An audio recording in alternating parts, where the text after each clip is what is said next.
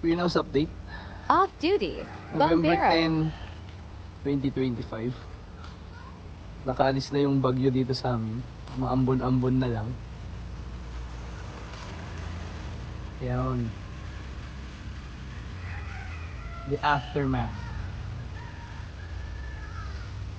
Pero, yung greenhouse plastic natin, UV plastic, survive. Ay! Ay! Ay! Oh! Ay! Gagi, gagi. May napunit. Pero okay lang, papalitan natin yan.